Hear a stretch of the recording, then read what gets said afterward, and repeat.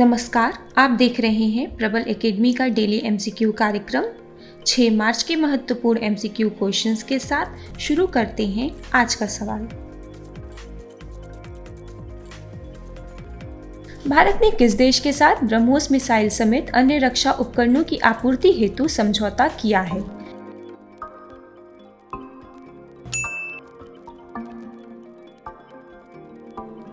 उत्तर है फिलीपींस।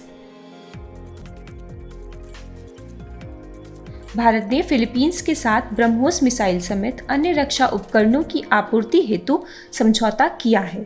इसका नाम भारत की ब्रह्मपुत्र नदी और रूस की मोस्कवा नदी के नाम पर रखा गया है। ब्रह्मोस मिसाइलों को ब्रह्मोस एयरस्पेस द्वारा डिजाइन, विकसित और निर्मित किया गया है।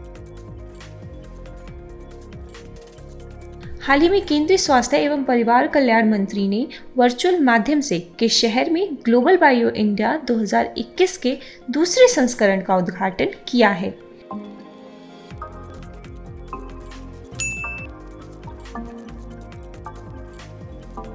उत्तर है नई दिल्ली। हाल ही में केंद्रीय स्वास्थ्य एवं परिवार कल्याण मंत्री ने वर्चुअल माध्यम से नई दिल्ली में ग्लोबल इंडिया 2021 के दूसरे संस्करण का उद्घाटन किया है। यह राष्ट्रीय स्तर पर और वैश्विक समुदाय के लिए भारत को विश्व में एक उभरते हुए नवोन्मेष केंद्र और जैव विनिर्माण केंद्र के रूप में मान्यता प्रदान करता है। हाल ही में किस राज्य ने देश की पहली engineering research and development policy launch की है?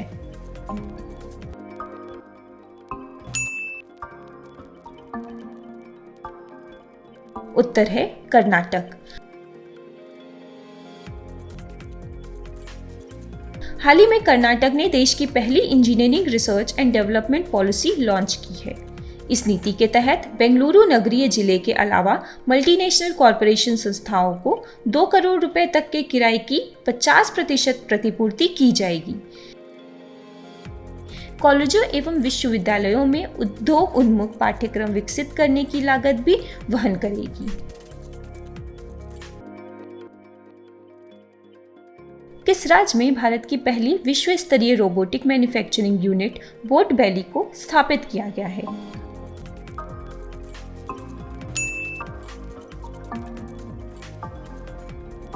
उत्तर है उत्तर प्रदेश।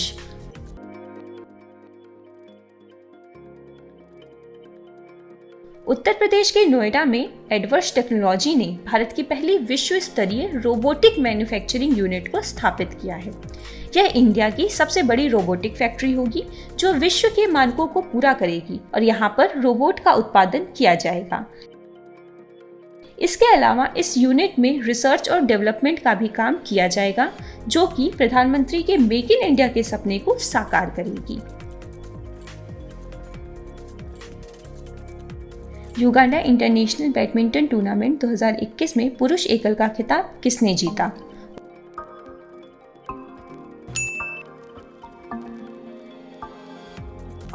उत्तर है Varun Kapoor. Uganda international badminton tournament 2021 का आयोजन युगांडा के कंपाला में किया गया था। भारत के वरुण कपूर ने युगांडा इंटरनेशनल बैडमिंटन टूर्नामेंट 2021 में पुरुष एकल का खिताब जीता है। मलविका बसोंड ने युगांडा इंटरनेशनल बैडमिंटन टूर्नामेंट 2021 में महिला एकल का खिताब जीता है।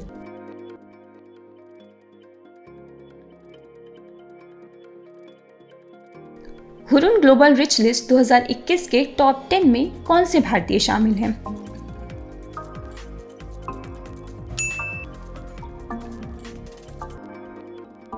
उत्तर है Mukesh Ambani.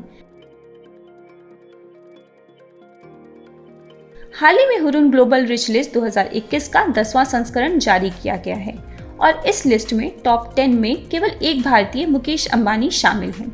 Hurun global rich list के अनुसार मुकेश अंबानी भारत के पहले, दुनिया के 8वें और एशिया के दूसरे सबसे धनी व्यक्ति हैं। दुनिया के सबसे अधिक धनी व्यक्तियों में से एलन मस्क पहले स्थान पर, जेफ बेजोस दूसरे स्थान पर और बर्नार्ड अर्नाल्ड तीसरे स्थान पर हैं। बिकॉज इंडिया कम्स फर्स्ट पुस्तक लॉन्च हुई है। यह पुस्तक किसने लिखी है?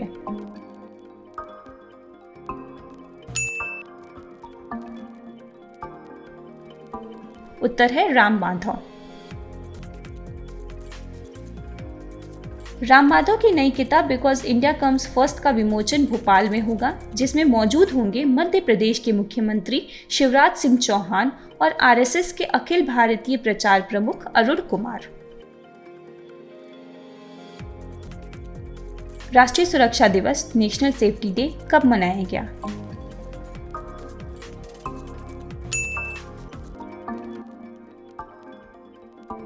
उत्तर है 4 मार्च।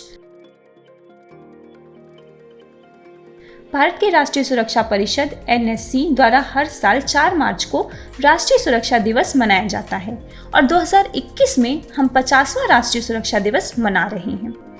भारतीय सुरक्षा बलों के सम्मान में 4 मार्च को नेशनल सिक्योरिटी डे के रूप में मनाया जाता है। नेशनल सिक्योरिटी डे को मनाने का उद्देश्य सुरक्षा, स्वास्थ्य और पर्यावरण से संबंधित सहायता सेवाएं प्रदान करके लोगों में सुरक्षा जागरूकता की भावना को पैदा करना है।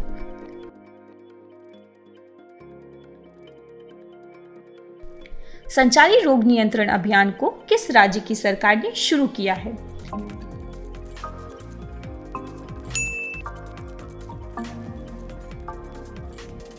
उत्तर है उत्तर प्रदेश। संचारी रोग नियंत्रण अभियान दिमागी बुखार और संचारी रोग की रोकथाम में मदद करेगा। स्वास्थ्य विभाग के साथ 5 और विभाग अभियान में पंचायती राज, पशुपालन, महिला एवं बाल विकास, शिक्षा विभाग, कल्याण समाज, कृषि सिंचाई विभाग मिलकर इस अभियान के लिए काम करेंगे। इस अभियान के लिए टास्क फोर्स भी बनाई गई है। टास्क फोर्स के साथ ही आशा और आंगनवाड़ी कार्यकर्ता 31 मार्च तक लोगों के घर घर जाएंगी और साफ सफाई, कचरा निस्तारण, जल भराव रोको, मच्छरों से बचाव आदि को लेकर उन्हें जागरूक करेंगी।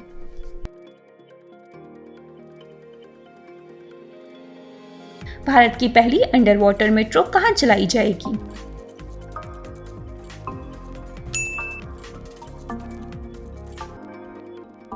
उत्तर है कोलकाता।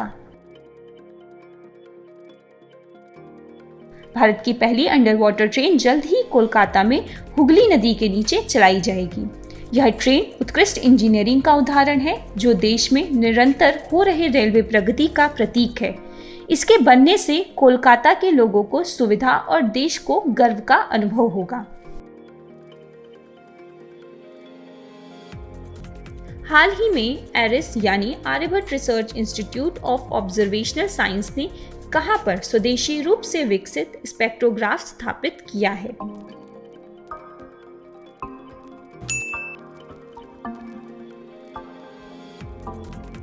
उत्तर है नैनीताल। एरिस ने नैनीताल में स्वदेशी रूप से विकसित स्पेक्ट्रोग्राफ स्थापित किया है। एरिस का फुल फॉर्म है Aryabhatta research institute of observational science.